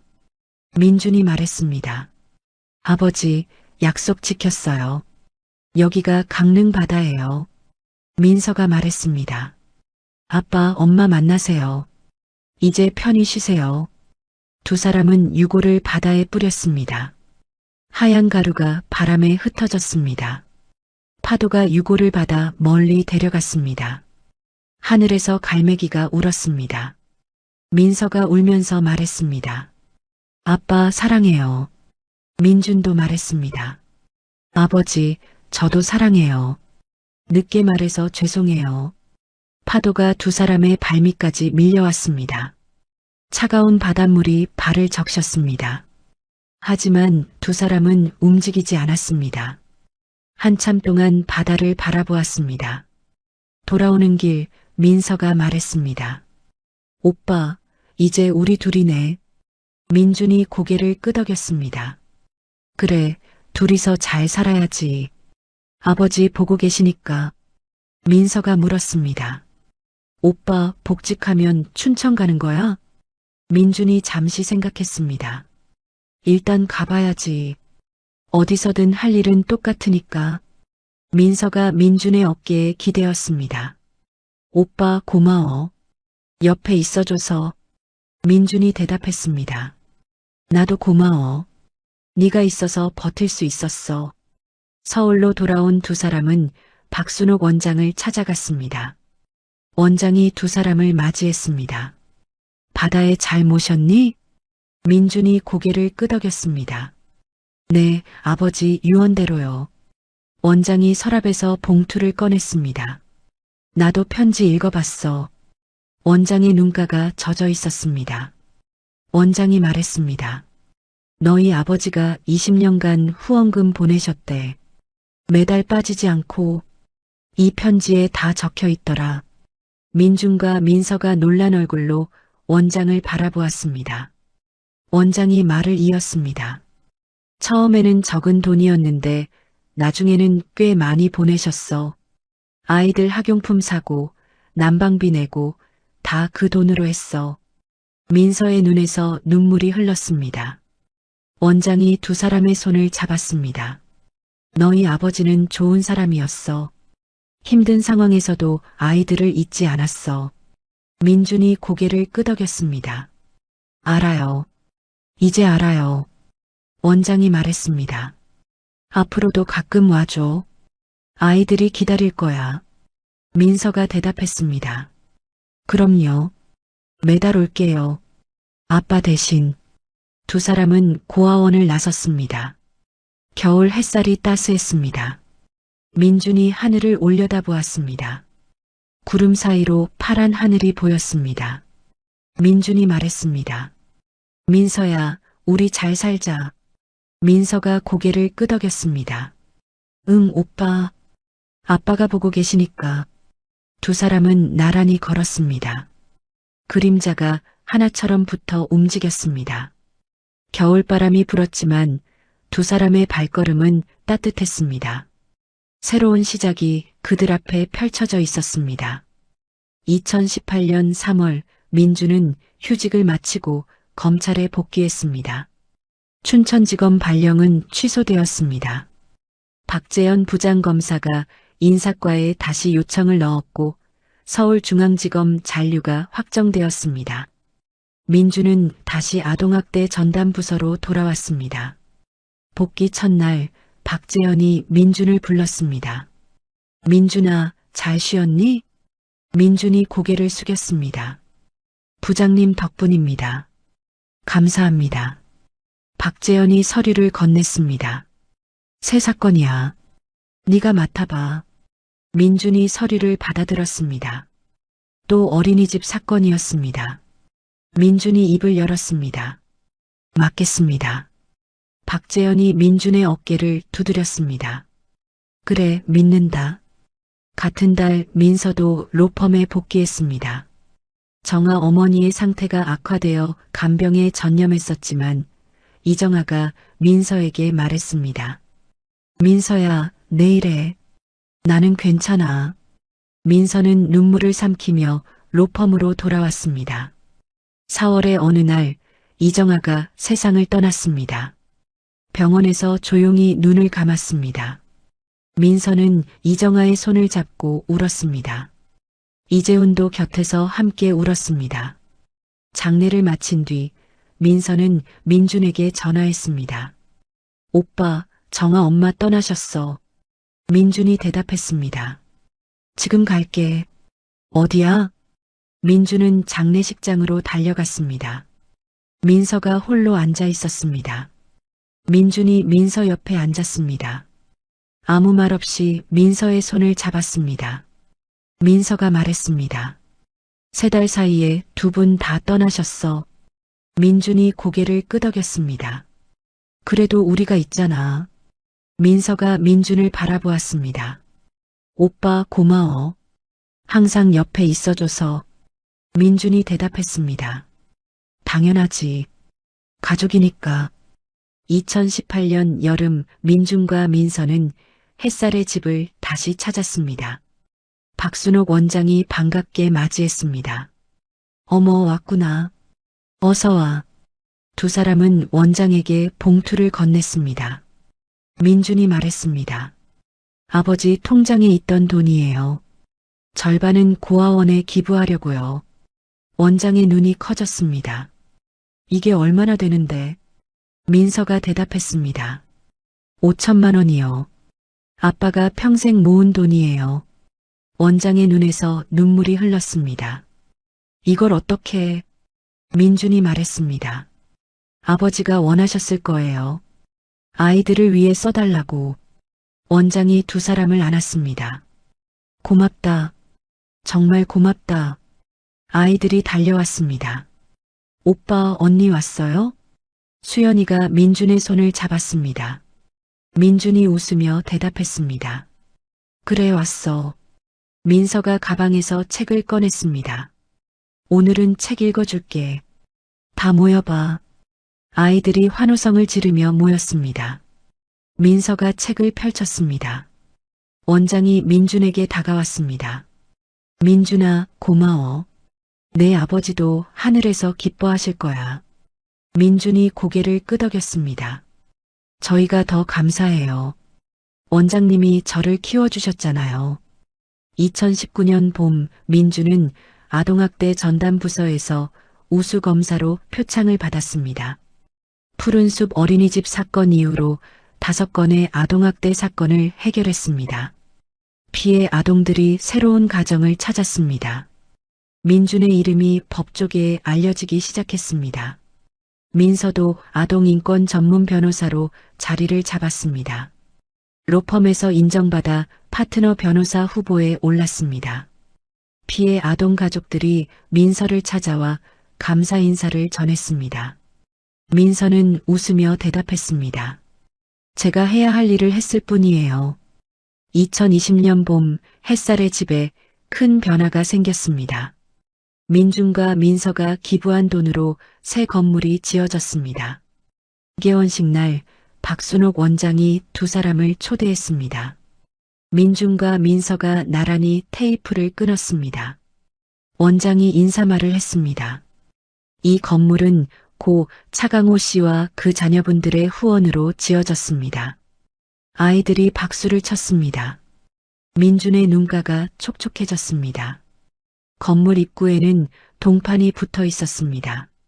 차강호 기념관 마이너스 아이들의 내일을 위하여. 민서가 동판을 어루만졌습니다. 아빠 보고 계시죠? 그해 가을, 민준에게 특별한 손님이 찾아왔습니다. 수연이가 검찰청으로 민준을 찾아온 것이었습니다. 수연이는 대학생이 되어 있었습니다. 오빠, 저 법대 붙었어요. 민준의 눈이 커졌습니다. 정말? 축하해, 수연아. 수연이가 웃었습니다. 오빠처럼 검사 될 거예요. 아이들 지키는 검사. 민준이 수연이의 머리를 쓰다듬었습니다. 그래, 꼭 좋은 검사 되라. 내가 응원할게. 수연이가 고개를 숙였습니다. 오빠 덕분이에요. 오빠가 꿈을 줬어요. 2021년 봄 민주는 결혼식을 올렸습니다. 신부는 같은 검찰청에서 일하는 검사였습니다. 박재현 부장검사가 주례를 맡았습니다. 민서가 신부 들러리를 섰습니다. 결혼식장에는 햇살의 집 아이들도 왔습니다. 원장이 아이들을 데리고 축하해 주었습니다.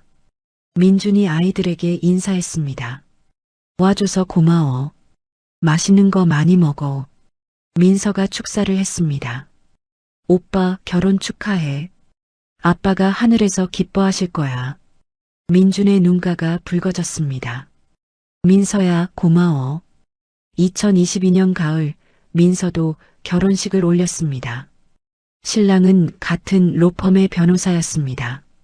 민준이 신부 아버지 역할을 대신했습니다. 버질로드를 함께 걸으며 민준이 말했습니다. 아버지가 못 오셔서 내가 대신 왔어. 민서가 울었습니다. 오빠 고마워. 민준이 민서의 손을 신랑에게 건넸습니다. 우리 민서 잘 부탁합니다. 결혼식이 끝나고 민준과 민서는 사진을 찍었습니다. 두 사람 모두 목에 반쪽 목걸이를 걸고 있었습니다. 사진사가 물었습니다. 그 목걸이 뭔가 특별한 거예요? 민서가 웃으며 대답했습니다. 네, 아빠가 남겨주신 거예요. 저희를 이어주는 목걸이요. 민준이 덧붙였습니다. 원래 하나였는데 반씩 나눠 가진 거예요. 22년 만에 다시 만났어요. 2023년 봄 민준에게 아들이 태어났습니다. 아이의 이름은 차강호. 아버지의 이름을 그대로 물려받았습니다. 민준의 아내가 물었습니다. 이 이름 정말 괜찮아요? 민준이 고개를 끄덕였습니다. 응, 아버지가 좋아하실 거야. 이 아이가 할아버지 이름을 이어받으면. 아내가 웃었습니다. 그래요. 좋은 이름이에요. 2024년 여름 민서에게 딸이 태어났습니다. 아이의 이름은 차지영. 어머니의 이름을 따왔습니다. 민서가 아이를 안고 말했습니다. 지영아, 내 이름은 할머니 이름이야. 예쁘게 자라렴. 그해 가을 민준과 민서는 가족들을 데리고 강릉 바다를 찾았습니다. 아버지의 유골을 뿌렸던 그 바다였습니다. 민준이 아들 강호를 안고 해변에 섰습니다. 민서가 딸 지영을 안고 옆에 섰습니다. 민준이 바다를 향해 말했습니다. 아버지, 손주들 데려왔어요. 보이세요? 파도가 철썩였습니다. 갈매기가 하늘을 날았습니다. 민서가 말했습니다. 아빠, 엄마, 저희 잘 살고 있어요. 걱정 마세요. 바람이 불어왔습니다. 두 사람의 머리카락이 흩날렸습니다. 2025년 겨울 크리스마스 이브 민준의 집에 가족들이 모였습니다. 민준 부부, 민서 부부, 그리고 아이들. 박순옥 원장과 수연이도 초대받았습니다. 식탁에 음식이 가득 차려졌습니다. 민준이 일어나 잔을 들었습니다. 오늘은 특별한 날이에요. 30년 전 오늘 저와 민서가 고아원에 버려진 날이에요. 모두가 조용해졌습니다. 민준이 말을 이었습니다. 그날 밤은 제 인생에서 가장 슬픈 밤이었어요. 하지만 지금 돌아보면 그날이 있었기에 오늘이 있어요.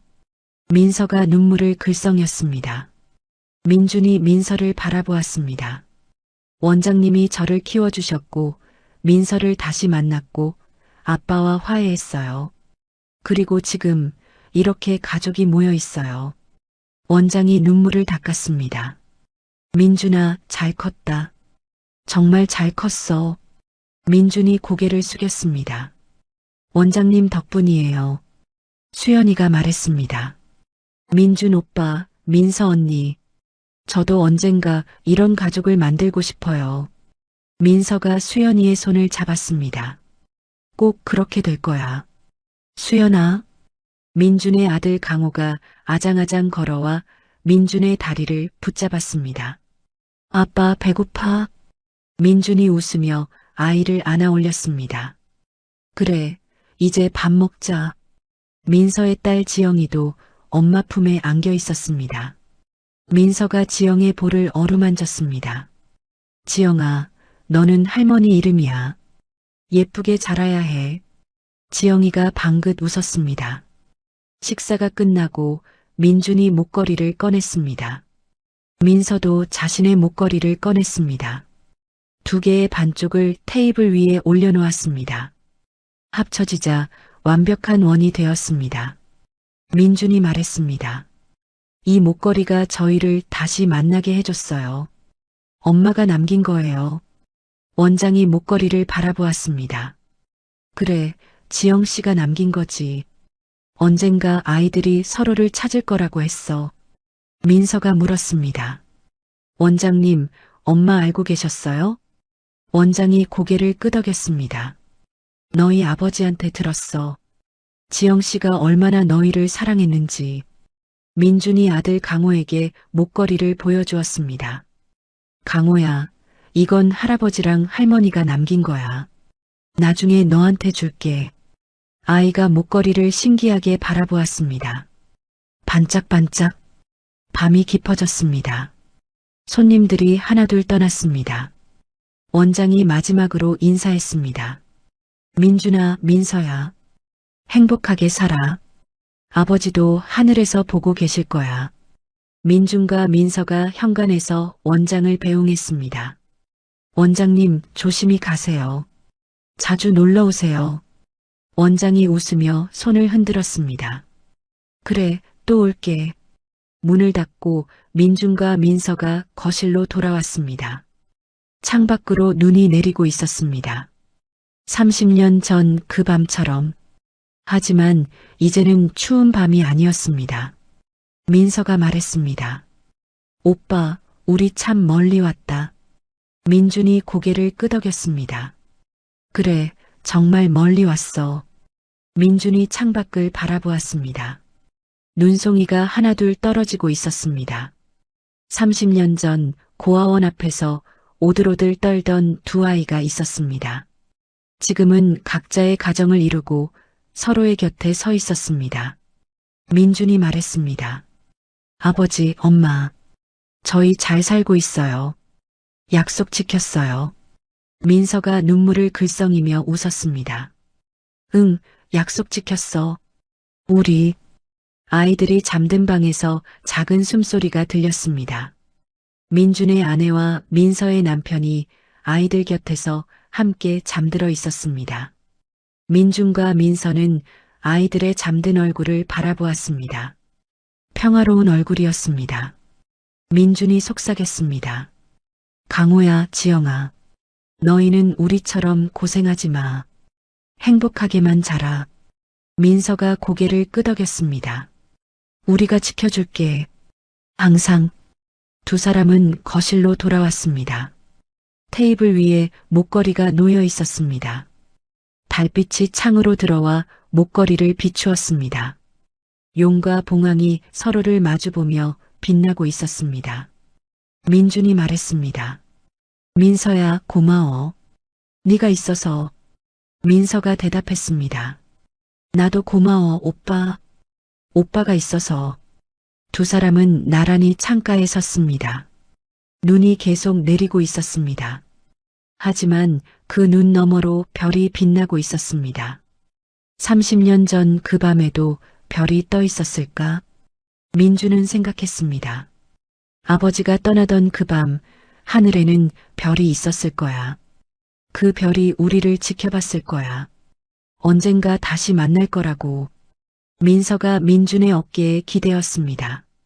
오빠, 내년에도 다 같이 모이자. 민준이 고개를 끄덕였습니다. 그래, 매년 모이자. 크리스마스 이브마다. 자정이 지났습니다. 크리스마스가 되었습니다. 민준이 말했습니다. 메리 크리스마스, 민서야. 민서가 웃으며 대답했습니다. 메리 크리스마스, 오빠. 창밖에 눈이 그쳤습니다. 구름이 걷히고 달이 떠올랐습니다. 보름달이었습니다.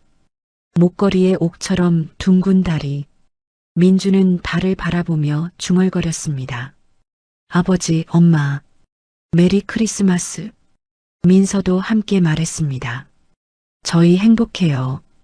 걱정 마세요. 밤은 깊어갔습니다. 하지만 두 사람의 마음에는 햇살이 비치고 있었습니다. 버려진 아이들이 찾은 가족, 끊어진 인연이 다시 이어진 이야기. 창문 너머로 새벽빛이 밝아오기 시작했습니다. 새로운 하루가 시작되고 있었습니다.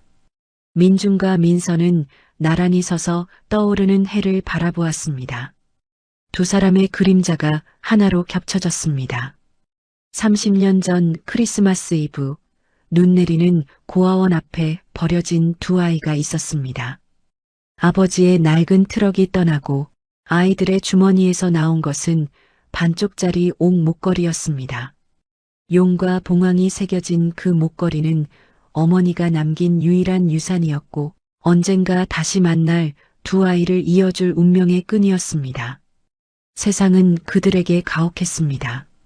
입양과 파양, 이혼과 재혼, 상실과 외로움. 하지만 두 아이는 포기하지 않았습니다. 한 명은 검사가 되어 아이들을 지키는 길을 택했고 다른 한 명은 변호사가 되어 같은 길을 걸었습니다. 그리고 22년이 지나 두 사람은 다시 만났습니다. 반쪽짜리 목걸이가 하나로 합쳐지던 그 순간 끊어졌던 가족의 인연도 다시 이어졌습니다. 비겁한 아버지라고 스스로를 탓하던 차강호. 하지만 그는 20년간 단 한 번도 아이들을 잊지 않았습니다. 매달 보낸 후원금, 보내지 못한 수십 통의 편지, 그리고 마지막까지 남긴 진실의 증거. 그것이 아버지가 보여준 사랑의 방식이었습니다. 버림받은 상처는 아물기 어렵습니다. 하지만 용서하고 다시 손을 잡을 때 상처는 흉터가 아닌 훈장이 됩니다. 민준과 민서가 그랬습니다. 그들은 아픔을 딛고 일어나 자신들처럼 힘든 아이들을 지키는 어른이 되었습니다. 그리고 아버지의 이름과 어머니의 이름을 자녀에게 물려주며 끊어질 뻔했던 가족의 역사를 이어갔습니다. 이야기를 끝까지 들어주신 분이 계시다면 잘 들었다고 댓글 하나만 남겨주세요. 감사합니다.